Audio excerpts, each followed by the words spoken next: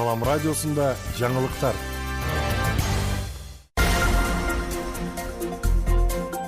Саламатсыздар тугарман жана көрүүчү, эфирде жаңылыктар чыгарылышы, аны мен Жасмина Сайдиманова тааныштырам. Баткен шаарында таза суу убактылуу токтотулат. Баткен шаарында 24, 25, 26 июнь күндөрү убактылуу таза суу токтотулат. Бул тууралуу шаардык мэриядан кабарлашты. Маалыматка ылайык, таза суу муниципалдык ишканасы суу топтоочу кампаларды тазалоо жана шаар ичиндеги суу түтүктөрүн оңдоп түзөөдөн өткөрүү үчүн убактылуу суу токтотуларын билдирди. Сүлүктүдө бир жаран мыйзамсыз сактап жүргөн куралын тапшырды. Бул тууралуу облустук милициядан кабарлашты. Сүлүктү шаардык милиция кызматкерлери тарабынан 19-29 июнь күндөрү арсенал иш-чарасы өтүүдө. Бул иш-чарада укук бузуулар жөнүндө кодекстин негизинде 4 протокол түзүлүп, 12 000 сом айып салынган. Ал эми бир жаран мыйзамсыз сактап жүргөн куралын өз ыктыяры менен тапшырган. Бул иш-чарада милиция кызматкерлери каттоодо турган жарандардын ок атуучу куралдарын сактоо эрежелери, сактоо мөөнөтү, жардыруучу күчтүү улуу заттарды сактоочу кампаларды текшерет. Баткенде бильярд боюнча мелдештин ачылышы болду. 20-21 июнь күндөрү Баткен аймагынын тургундары катышкан спорттун бильярд түрү боюнча мелдеш өттү. Бул тууралуу шаардык мэриядан кабарлашты. Кечээ 20 июнь күнү Баткен шаарынын түзүлгөндүгүнүн 25 жылдыгына карата Баткен шаардык дене тарбия жана спорт бөлүмү тарабынан Баткен шаарынын ачык биринчилиги болду. Анын ачылуу аземине Баткен шаарынын мэриясынын аппарат жетекчиси Мамасалы Бегалиев, Баткен шаардык спорт бөлүмүнүн жана район шаар тургундары катышты.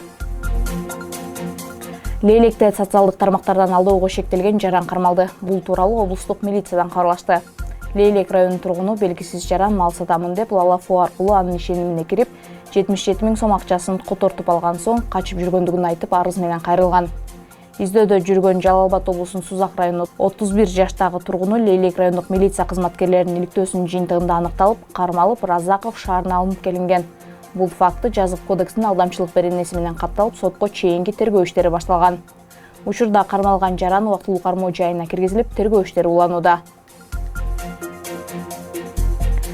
Баткенде мөмө жемишти кайра иштетүүчү 2 цех курулуп жатат. Баткен районунун Актатыр айылында мөмө жемиштерди кайра иштетүүчү муниципалдык цех курулуп жатат. Бул тууралуу облустук бийликтен маалымдашты. Ишкана күнүнө 8 тоннага чейинки мөмө жемишти кайра иштетип, кургатып таңгактоо мүмкүнчүлүгүнө ээ. Аталган ишкананы курууга Баткен облусунун өнүктүрүүгө багытталган 500 миллион сомдун эсебинен 22 миллион сом ажыратылган. Цех бүткөрүлсө, 10 адамга жумуш ордо түзүлөт. Ошондой эле Баткен районунун Дара айыл аймагында муниципалдык вакуумдук муздаткычы бар кампа курулууда. Бул логистикалык борбордун курулушуна Баткен облусунун өнүктүрүүгө бөлүнгөн 500 миллион сомдун эсебинен 7 миллион сом каралган. Өнөктөш катары Койка уюму 10 миллион сом салым кошкон. Ал эми жергиликтүү бюджеттен 3 миллион сом бөлүнгөн.